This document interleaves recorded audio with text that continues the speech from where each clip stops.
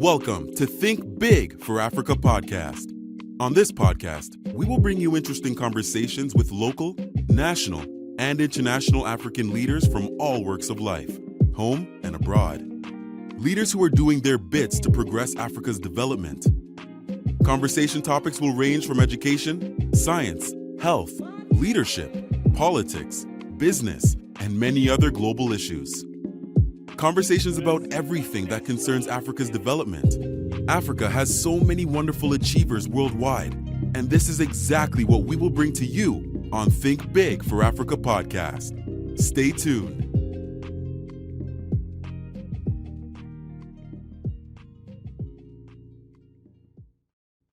Hello, I'm Ekene Banye, your host. Welcome to Speak to Africa, a conversation podcast. In today's show, I'll be talking sports. I want to examine why Africa is not benefiting from the enormous sports craze across the continent. And to help me with that conversation, I will bring on a sports entrepreneur, a gentleman who loves sports like the rest of us. He is the CEO of TopPro Sports Management Company and the chairman of Football Intermediaries Association of Nigeria. That's Mr. Ayodele Thomas. Ayo, you're welcome to the show. Good evening, and thank you for having me. It's a pleasure being here, and I have to commend you for the good work you're doing, Ekene. It's a very good thing that you're trying to showcase sports, and especially Nigeria. Thank you for having me. Very good. Thank you. Ayo, see, we all know how we love sports in Africa, in Nigeria. Nigeria in particular is crazy about sports, all manner of sports. Well, right now, I would say especially football. Okay, so we'll be talking a lot of football. And you are very much interested in the development of football in Nigeria. But me, I'm a big fan of sports, any sports. Okay, so we'll be also talking about other sports. But let's start here. See, Nigeria and the rest of Africa spend so much money and time watching football, watching sports. Yeah. And we have a large population of young people, vibrant young people. And our continent is not able to build and sustain sports. Why? That's a big issue for me. What do you think is the problem? I know that there will be so many things, but what can you point to right now and say this is the problem in sports in Africa? Well, first and foremost, let me introduce myself properly to the audience. Okay, thank you. They know who is talking and my experience in terms of sports in general, football. Okay. Currently, I am the chairman of Football Intermediaries Association of Nigeria. I also run a football management company here in Nigeria with affiliation in UK and in Poland. Great. And I have partners all over Europe. Part of what I do is to promote grassroots football, to deal with player branding, image, and sales of football players, as well as carry out some advocacies with the powers that be and the administrators in Nigeria on how best to develop our sports industry generally. Okay. In particular, football. If you, excuse me, if you ask one almost 200 million Nigerians, let's say half of that figure, say 100 million Nigerians, Yeah. to tell you why football is not yielding the economic benefits Exactly. we all expect and know that it can, you are most likely going to get about 60 million different opinions. But there are some fundamentals that will be common to all those opinions. Yeah. Let me start by giving you the history of how much really football is worth the entire world. Very, very, very much. I want to know that. I'm going to give you also, apart from what football contributes to the global economy, I'm going to be talking specifically of two countries, China and the UK. Okay. Globally, football contributed over 500 billion pounds to the world economy. FIFA is one of the richest organizations in the entire world. You can compare FIFA to United Nations in terms of revenue that FIFA generates from organizing football tournaments all around the world. Yeah.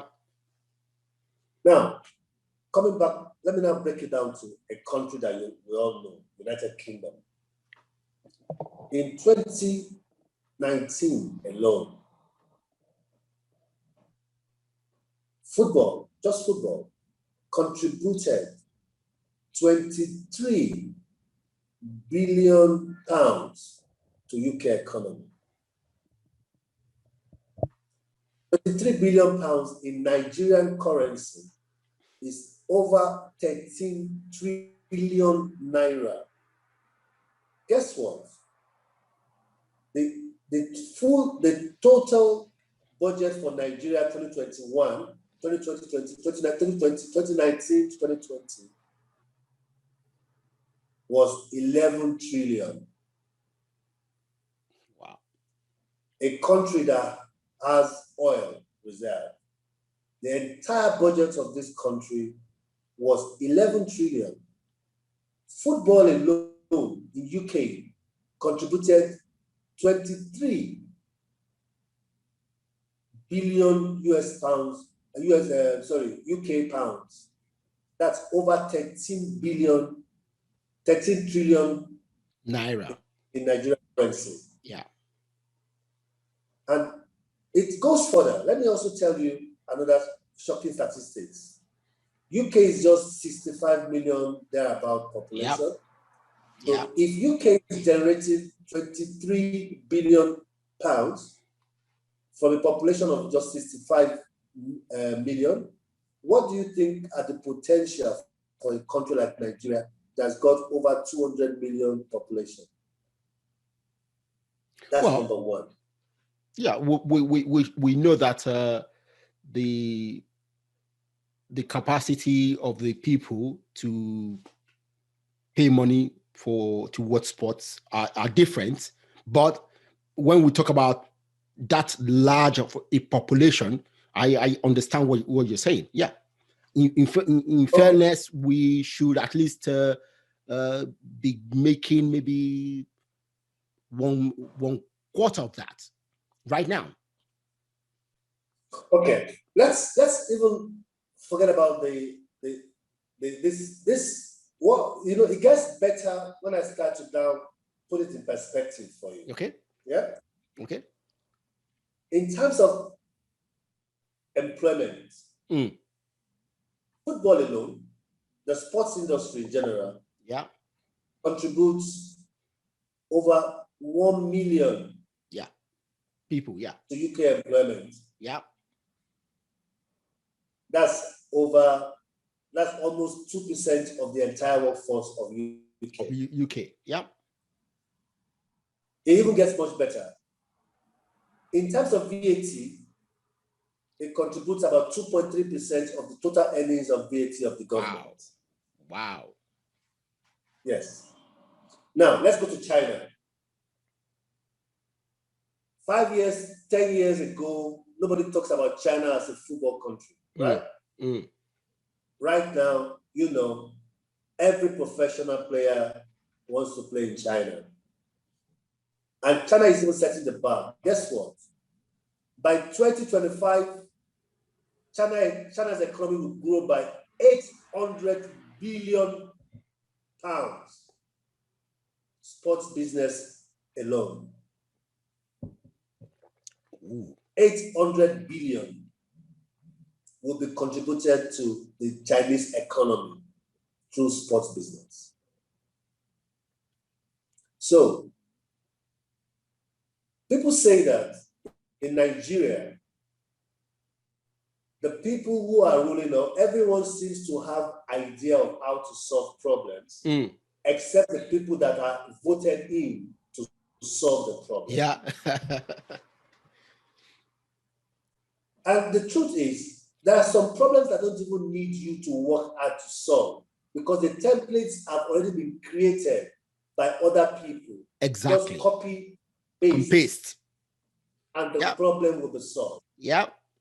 Copy and paste. Yeah. And paste. Yeah. So now, let me now address the issue of why is it that sports in Nigeria is not developed.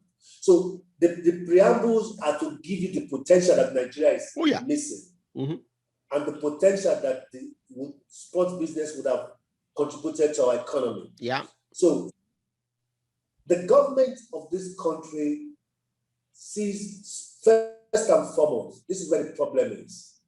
They see sports as a kind of altruism, something of social benefits, a welfare package that you just give to the people to compensate them and to say you are generous. For them to praise you. So, yes, so to Nigerian government and the people in power, there's really they don't see any business case for sports as a whole.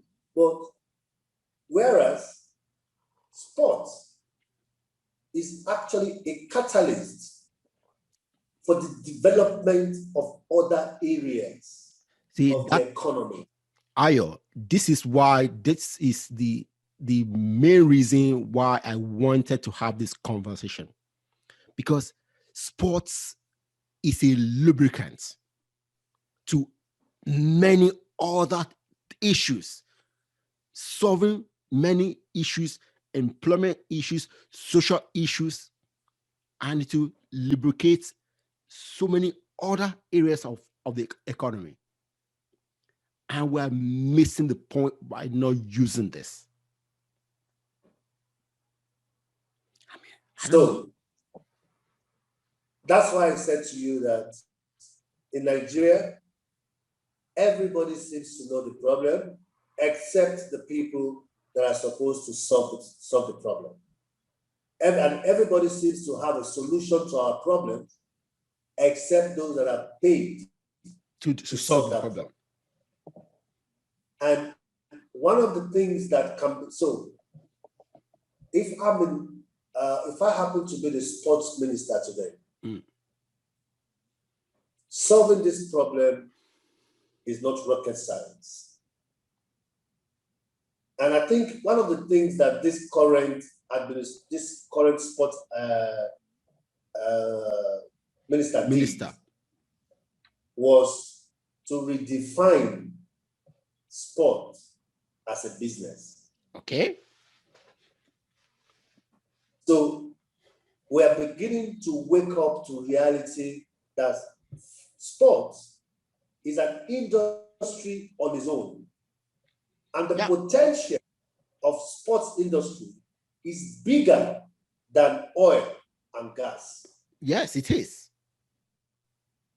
Yes, it is. Because sports business, apart from having economic benefits, it also has health benefits. You spend less on medical. Yeah. You spend less on sickness.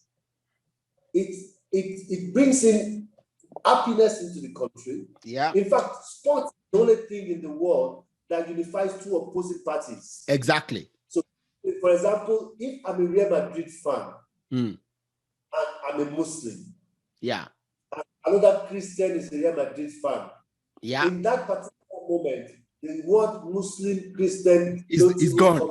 It's gone. Yeah. So even to forge national unity, sport is much more important than oil and gas. Okay. You understand my point now? Yeah, well said. So, well said. Benefit of sport to the country, the unification and the unifying effect of sport cannot be compared to any other businesses in the world. Well and said. Any government that is failing to understand the potential of sport is actually doing disservice to his own country at large. Okay, now, Ayo, what you said is absolutely correct. Now, the question I'll ask is this. Like you said, if you ask 100 million people, you get at least 60 million of them telling you something. Now, the businessmen in Nigeria, why don't they see this? Or let me redefine it. If they see it, what is holding them to invest? Very good. Now, you also have to understand the role that government plays in every industry all over the world, including sports. So, one of the reasons why private investors like myself find it very difficult to operate in this climate, there are so many reasons, but I'm going to break them down so that our listeners can understand. And maybe one of these that are listening today, some of them would be the kind of people that should listen so that they can have a rethink and see how they can make this work. First and foremost, in Nigeria, the first thing I said is that the government has paid very minimal on lip service to creating the enabling environment for sports to thrive. Let me give you an example. When the banks were failing, left, right, and center, what did government do? They injected funds into the banks and capitalized the banks to make them more viable, because the government saw the importance of the banking sector. Now, what do I mean by that? For any business to thrive, there must be the enabling environment and the infrastructure for business to thrive. For example, we don't even have stadiums in Nigeria that I can call standard stadiums. Oh my God. In the whole of this country, we probably have maybe 1 or 2 standard FIFA licensed pitches. In fact, the current coach of Nigeria was quoted in one of the dailies that he cannot host national teams matches in Lagos because there are no good stadiums. So you can imagine. Just to say this. recently now. Just to say this. So you can imagine a country where the richest part of the country, Lagos State, cannot host Super Eagles. Yeah. Matches. See, Ayo, for me, Lagos alone should have at least 6 standard stadium. Ojo, Alagbado, Ikeja. I mean, we should have standard stadium in all these places. So that is the reason why I said the infrastructural development, the enabling environment that should have been put in place by government, infrastructures are not there. Look, to build a stadium, you need to have the land. Yeah. That's the first problem. Today in Nigeria, all land belongs to the governor. All state land belongs to the governor. Yeah. Now, Lagos is developed and overpopulated. So the government needs to assist developers or independent investors in providing the land. So the government would rather sell those land to developers to build homes, houses, and private businesses than create an area that you can call sports infrastructure that should be in every local government, like you said. Yeah, in everyone. Yeah. Every local government must have standard pitches that children and adults can go and play. That loves sports can go and play. But what do you have? You have more churches in Nigeria than the entire. You have more churches in Lagos State than the entire United Kingdom. See, you're getting into an area. See, I try to avoid talking about it because if I start, let's even leave religion out of it. Okay, let me now. You have more event centers to throw parties. Yes, they're the same. Places that kids can go and play. Yeah. See, where I live, around me, there are open fields everywhere where kids can go and play football, run around everywhere. And this is in a country that is an island. See, all these infrastructure issues are government responsibilities. They need Absolutely. to. That's the reason why the first thing to do to solve this problem is that government should stop paying lip services to sport business, and they should stop treating sport as if it's a social or welfare package that you just give to the citizens anytime you feel like or when there's an election. Yeah. No. Sport business is a catalyst that can fuel the growth of so many sectors in the economy.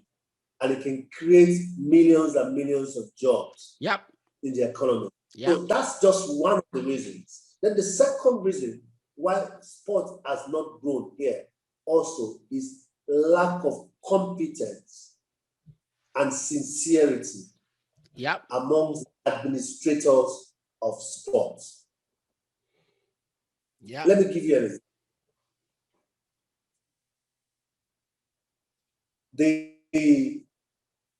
Every sport in this country has got what you call the official regulatory body that is supposed to regulate those sports, right?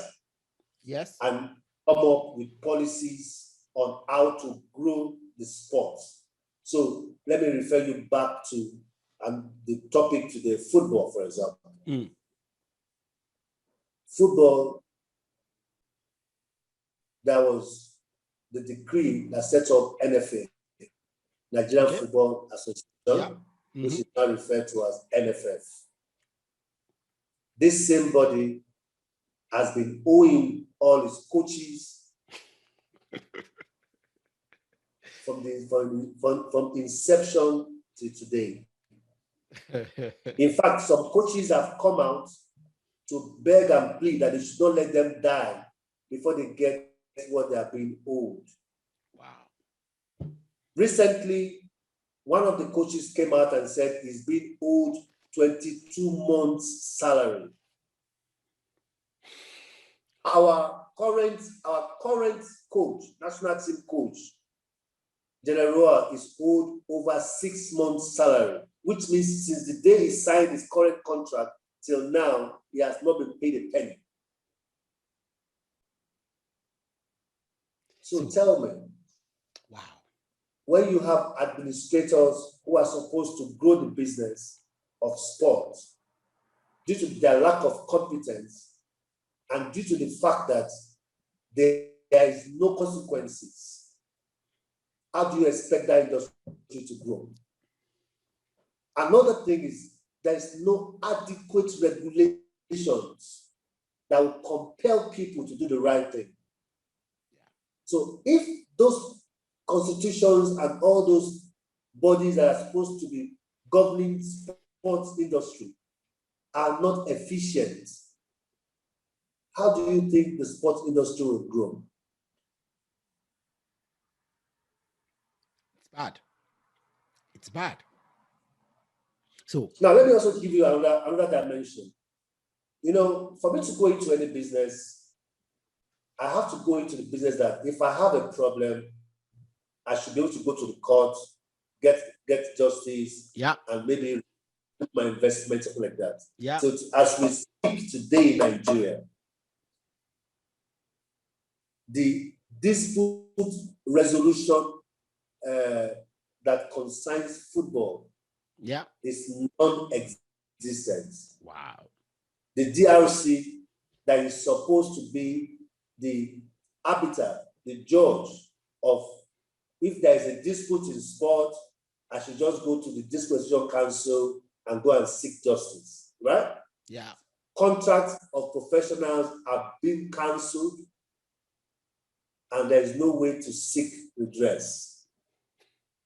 Now, how do you invest in such a business? You can't. That today you can sign a contract and they can cancel that contract with no consequences. You can't. And by the time you want to go into now what is called state courts to get an injunction, the processes and the time it will take for you to get justice, by then you'll probably be owing your banks more than what you have invested. Because some of us might have taken loan to do our businesses. Ayo, these issues are big. These issues are big. And we need somebody with enormous hearts and maybe power to resolve this. So who can Nigeria call on? Look, first thing first is to strengthen the regulations that govern sports. Yes. Generally. Yes. But the fact that, the petroleum bill, the PIB bill that has not passed so far has hindered the growth of that sector.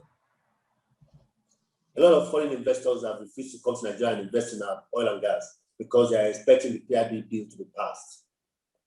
Now, there's so much politics being played on that, and you can see that it's slowing our growth. Likewise, football or sports generally, we must have clear rules and regulations, legislations that will compel people, first and foremost, to do the right thing. The Sports Commission, for example, must be mandated to build 5, 6, 7, 8, 10 stadiums in all the geopolitical zones in Nigeria. Okay. It must be entrenched in that constitution that every year you must maintain and build so X amount of sports recreation centers. Number one, there must be consequences for failure to do the right thing. There must be strong rules, strong laws, and enforcement must be strictly adhered to. But there must be dispute resolution court created exclusively for sports. I don't have to go to High Court in Abuja or Supreme Court to get justice. Ayo, what you're saying is correct, but who is going to enforce, or who do you have the avenue to talk to federal legislators? Because if you don't have the means to talk to them, who is talking to them about bills that concern sports? If people like you can't talk to them.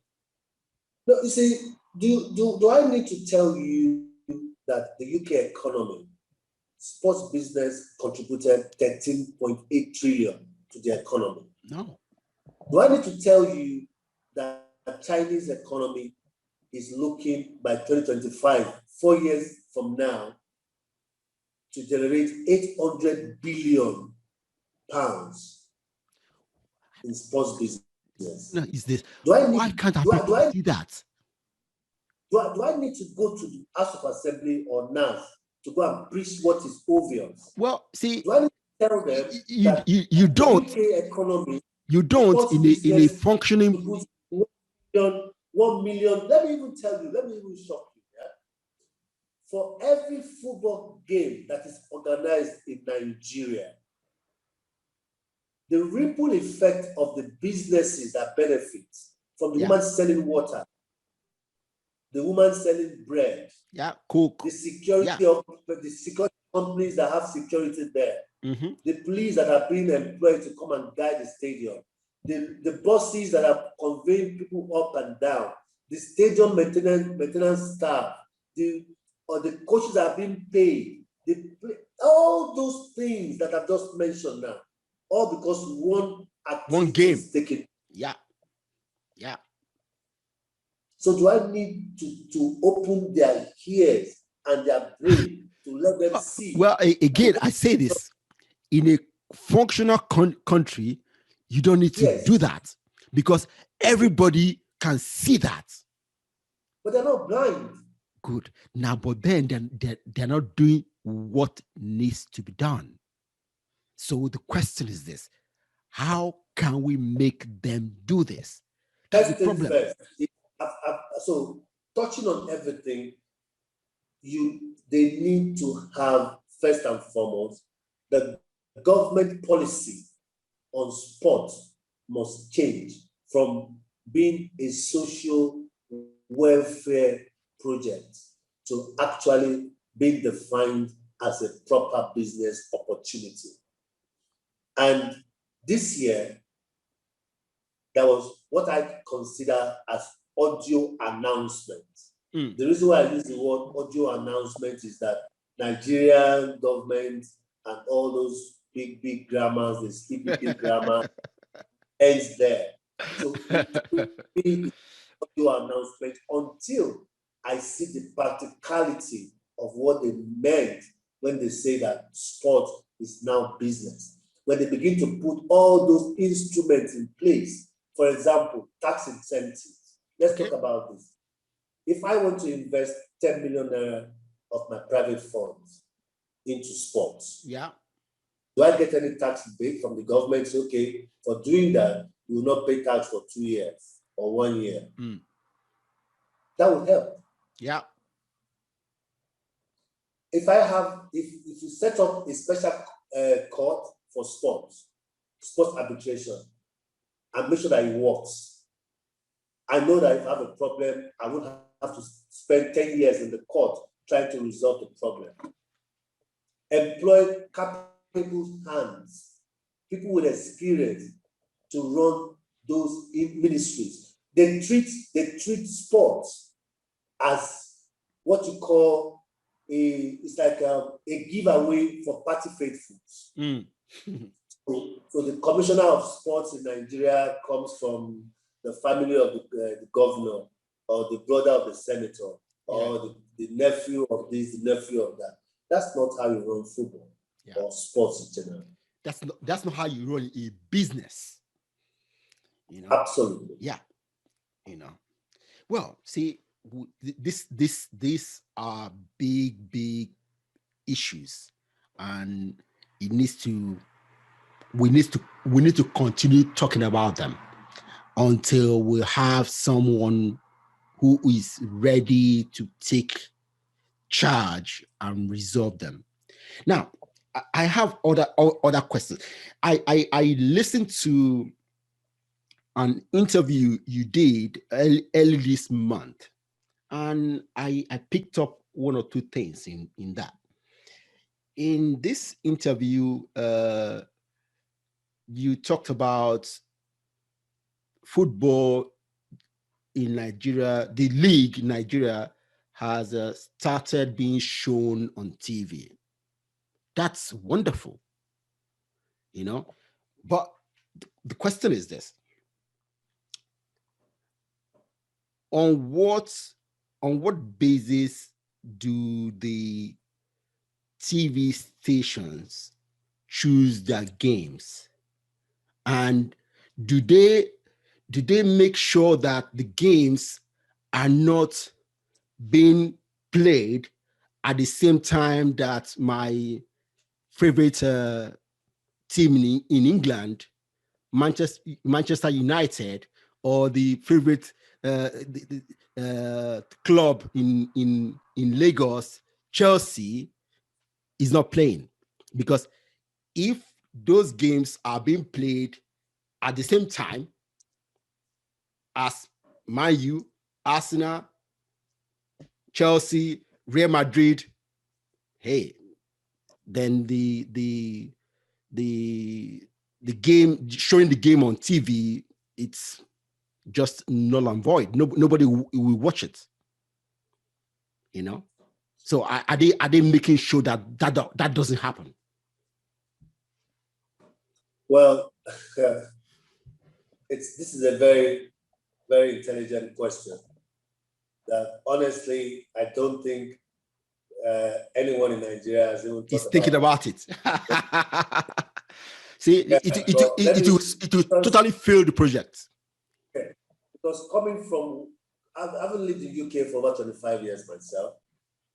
I realized that the time that they show the Premiership is completely different from when they show the La Liga. Oh yeah. And when they show the Italian matches. They all coordinate to make sure that they don't lose revenue. Watch all those countries' football matches. Yeah. So I think that you raised a fundamental question, because honestly speaking, football is the only business that you do with emotions, because it's more personal, and it's a passionate business. Yeah. Sometimes you don't sports. even use your... See, to own a sports team, you are passionate about it. Yes. Sports is the only business that you can be losing money and be happy losing money. That's true. Also, let me also shock you. What Nigerians and Nigerian governments have also not realized is that sports betting in Nigeria today has reached the £2 billion. Oh my God. Spent by Nigerians on sports betting. Oh my God. And the only betting company that is sponsoring the league is Bet Niger. Now, just compare that to South Africa. The only country in Africa that the World Cup has been held is South Africa. Yeah. Because South Africans have developed their sport into a business. Yeah. The TV rights alone in South Africa runs into billions of pounds. South African footballers are paid almost equivalent to most European countries. You don't see or hear of South African players playing in Europe because they are contented. That's true. Playing at home. They are contented playing at home. That's true. An average South African player is earning close to £10,000 a week. That's good. That's great. And so you can imagine the amount of sports tourism that country generates. So, yes, we have a semblance of what can be termed what's called TV rights in Nigeria. But guess what? We are still at the beginning. I'm not paying for it. Even though I've downloaded the app, I've not paid a penny. Okay. They've not charged me any penny. Okay. But guess what? I'm paying about 20,000 naira to DSTV. Yeah. To watch foreign football. Yeah. Yeah. The same DSTV cannot sponsor our league because once they tried, SuperSport tried it before, and just like I said, regulations, lack of competence made them to lose so much money that they cancelled. I don't even know what happened to the contract. Today, there's still some controversies as to what has happened to that contract. Good. But the same DSTV, SuperSport, is sponsoring the South African football. Because I would say this. I'm sure the South Africa FA made sure that the games in South Africa are not played at the same time as all those European games, which many people watch. You see, that's a difficult. That would be a difficult part of. But let me tell you the problem. Yeah. This is the problem. Nigeria as of today, we have no electricity. So for you to lit a stadium and play your match at night, energy would do that. So infrastructure is the major problem with our sporting business here. The only time you can play matches in Nigeria is in the afternoon, using the daylight to play football. If you want to, like in UK, we watch football, they start matches at 8:45. Yeah. The whole time is yeah. And then also, tell me, will I leave my house in this unsafe country? Yeah. You can watch a football game. To go to a stadium at night and watch football? Nah. I wouldn't do it. When I leave my house and go to work, I'm always conscious of the time to get home before dark. Not to talk of going to watch. So these are problems that are affecting the sports industry's progress. So yes, they must find a way to show those matches that they will not clash with other top European matches. But guess what? There was a time in Nigeria that all we were listening to were the Michael Jacksons, Al Kelly, what's this girl's name? Mariah Carey, Puff Daddy, and co. But right now, every party, every club, everywhere you go to is Nigerian music. Yeah. Because the entertainment industry have grown to the extent that it doesn't matter if Puff Daddy released a song in America. Nobody cares, man. I will still listen to my own Fela Anikulapo Kuti, my own Davido, or I'll listen to my own Nice, or I'll listen to Whiskey or Flavor. Yeah. So there's no competition. I don't care. So we should work towards the time when our sports will be much more interesting for us to watch, regardless of what time it is played. Yeah, but that's true. But that would take us at least 10 years. But the good thing is this. See, the good thing of why we're having this conversation is that entice someone out there in government who is listening to do the right things and start this journey. See, now we're talking, my channel is about Africa, but we know that if Nigeria gets its art together, the rest of Africa will also get it. I've talked about this with my friends. Nigeria, to me, is the fulcrum for Africa development. If Nigeria gets its act together, the rest of Africa will also get their act together. So it's good that we're talking about this. Now, the next point I want to bring to the table is about how do we develop the grassroots sports in Nigeria? Do you think it will be better to use the European system of academies, or the one I know very much, I've been following for at least 2 decades, more than that, the American system, through schools, the NCAA, and the pros? So which one do you think will be better for Nigeria? Okay. I think you can do both simultaneously. Okay. So when we were growing up, there's something that we used to feature in, which is called the Principal's Cup. Yes. Then we didn't have any academy, but yes, a lot of players were discovered through this system. Very, very, very, very good. That's true. Some people like Ulisse, all these people, all these old superstars, Siasia, they all played for one school or the other.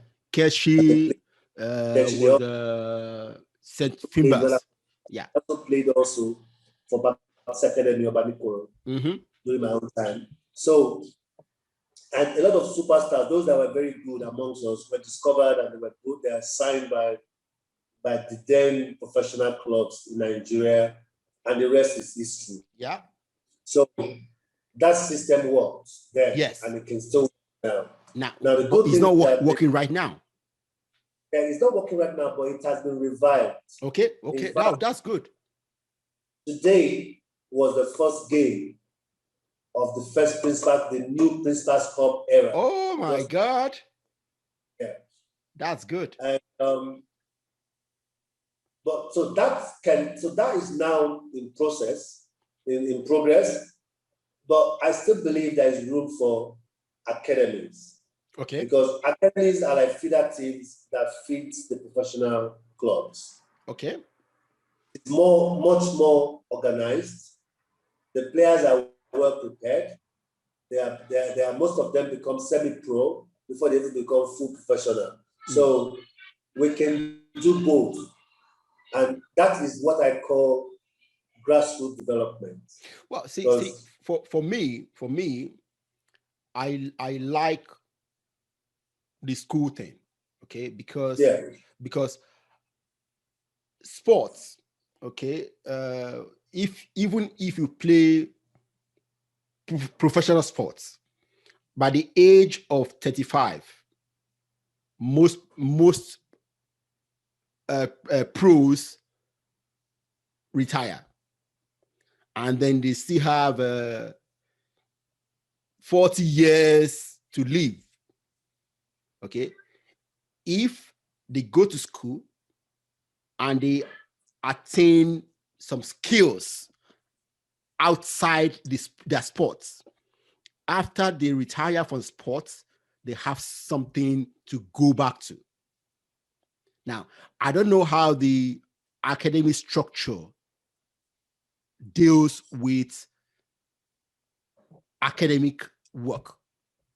Okay. The Now, NCAA, let me give you. I know about. Yeah.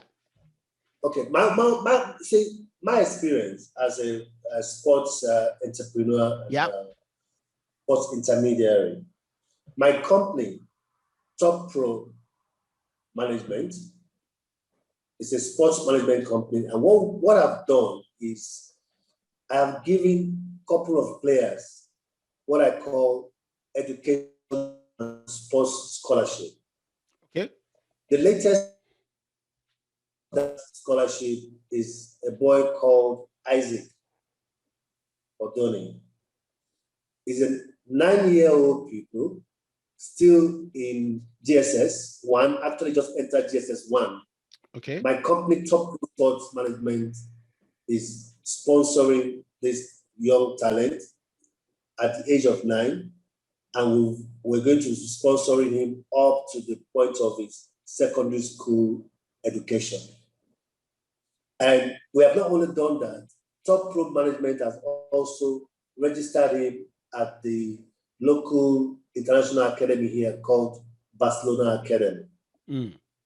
To be honest, it's not cheap. Yeah. On the average, we are paying every quarter, every semester, about 400,000 naira. Yeah. Which is about $1,000 Mm. to put that boy through education and football. Mm. Mm. So it is very expensive in Nigeria to run the kind of academies that they run in Europe, where the academies have schools, kids go to school and then play football after school. Mm. So it's very rare to have those kind of academies in Nigeria, but there are some of them. Okay. Like the Cal Academy, like the Odegbami's Academy. But the school fees is beyond the reach of the Nigerians that really needs it. Those ones from the poor background that are talented cannot afford to pay 400,000, sometimes even 1 million naira for a term, not to talk of the whole year. So it's costing me about 1.4 million a year. And I'm going to do that for the next, how many years? 6 years. It's years, SS1, for the next 6 years. Well, see, and this is not my child. Yeah. So I would think that you in particular will encourage the school, the principal corp line. Okay. If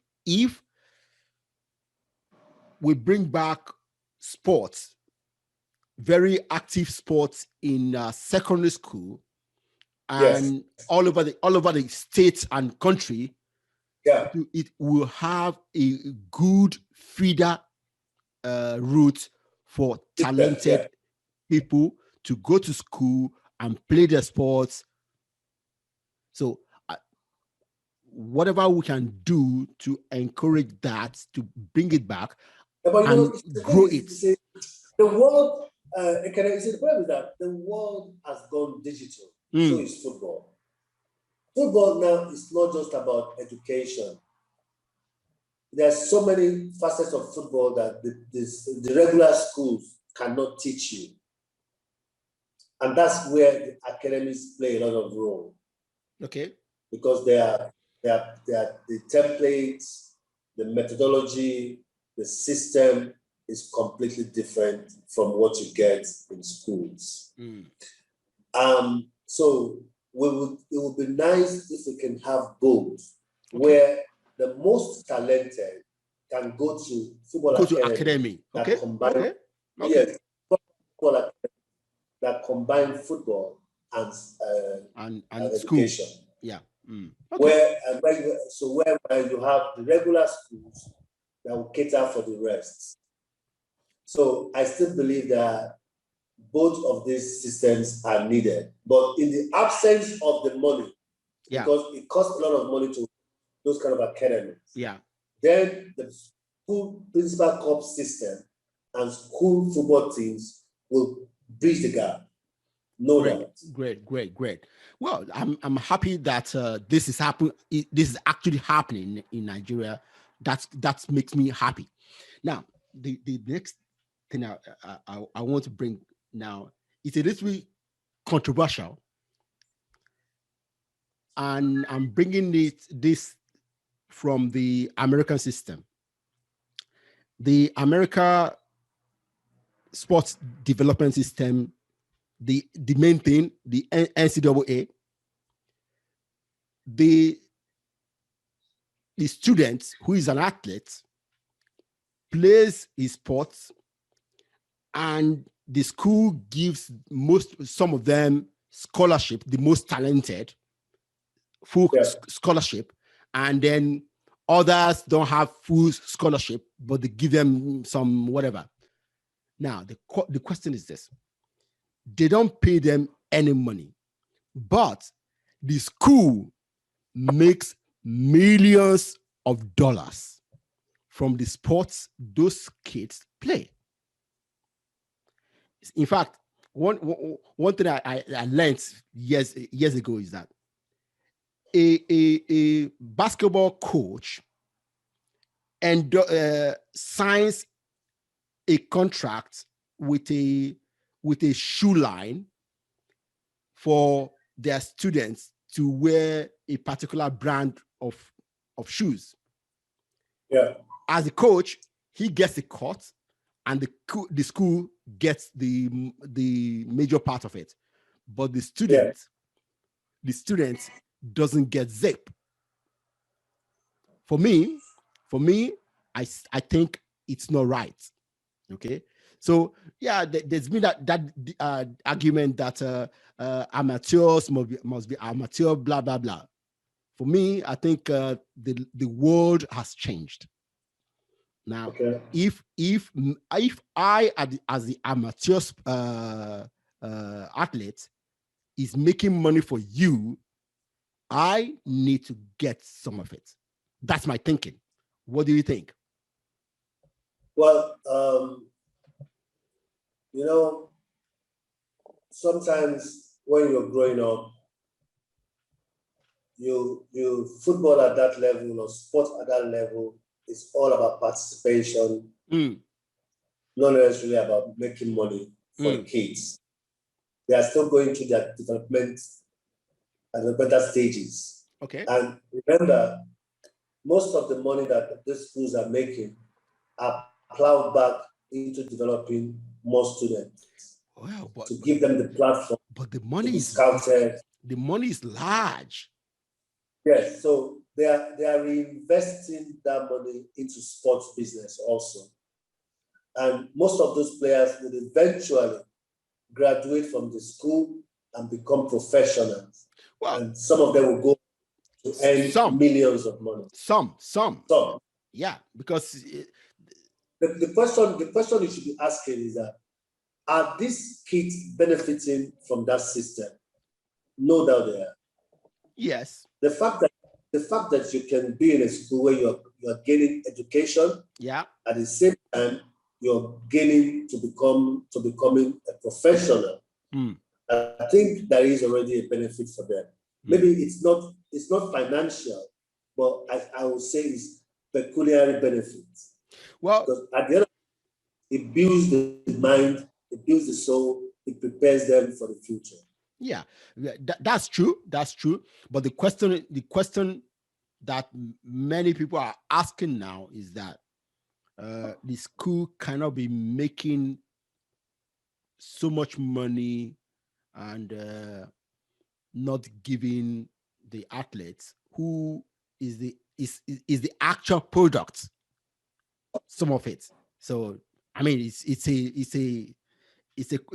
a question that is it's a moral issue.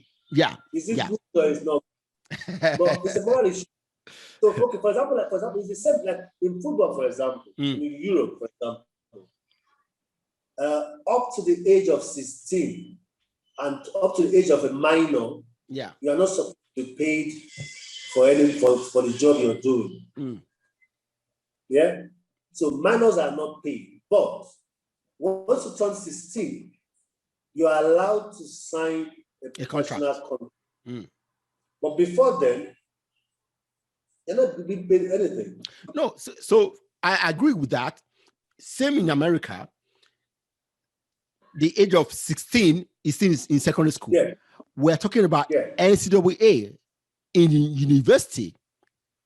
So in the universities, I believe the system that will not compensate them I don't think it's a good system, because I still believe that once you are above 18 and you are engaged in any kind of activity that generates money, revenue, you should share from it. Okay, good. I agree with. See, for me, I think if they are still in school, they should not give them the money right away, but they should put the money in escrow for them, so that whenever they leave school, they will collect the money. Because to tell me that the school can make millions of dollars on my work and they don't give me anything, it's for me, I think it's unfair. Anyway, since you agree, then yeah, that's what I think. Now let me ask you my last question. Oh, okay, that's the last question I have there.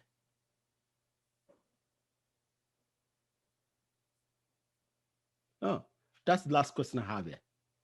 Okay. Yeah. Well, Ayo, I will tell you this. This has been a very fascinating conversation for me. And I'm happy that I now know that at least Nigeria is doing something. It's still not adequate, but it's something. And to know that a person like you is now actively involved in building sports in Nigeria. See, I'm happy to know that. I hope other people will see you and decide to join you, because see, the work of building sports in Nigeria is massive. See, whenever I think about people not getting involved, I think maybe they haven't seen the analysis of what sports can do in the society, and then in terms of economics. See, I think that many of us, we Nigerians, we like to have things very, very quickly. See, but I think if a collection of business people come together and decide to build, let's say, football, and have a 20-year plan, and follow up with it actively for 20 years, I believe Nigeria will have a fantastic football culture and league. So maybe it's something you and other people around you in the industry need to work towards. A 20-year plan, not just for 1 year, 2 years. We have the sports policy already in Nigeria.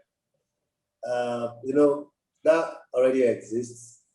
So, I mean, it's one thing to have the sports policy, but the most important thing is to have the will to make them work, and to have the right people in place to implement those policies. Otherwise, it remains audio policy. That's true. That's true. Wow. Wow. Wow.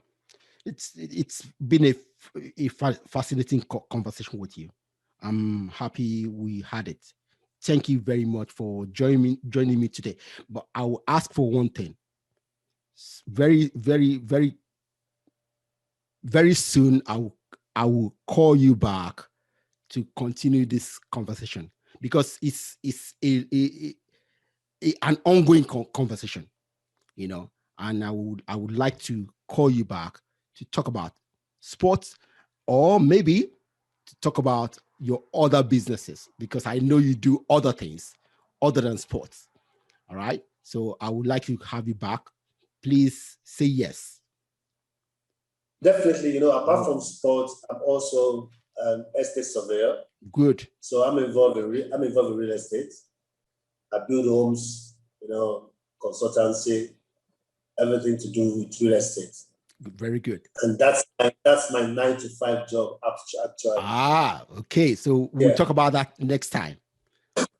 So football. So when you talk about the housing market in Nigeria, that's also my forte. Good. That's something we need to talk about.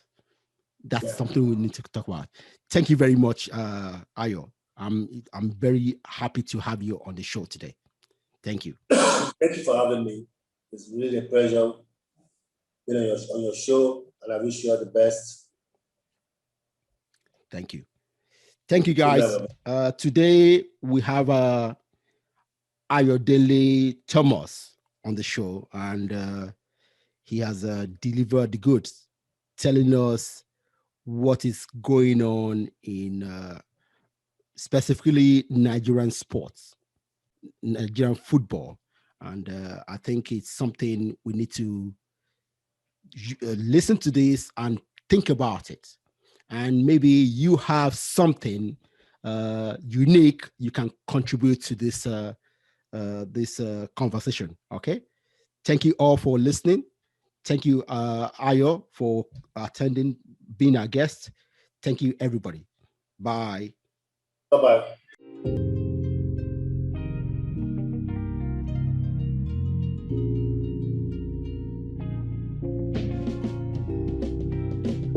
Listen or watch more episodes of Think Big for Africa podcast with new guests every week.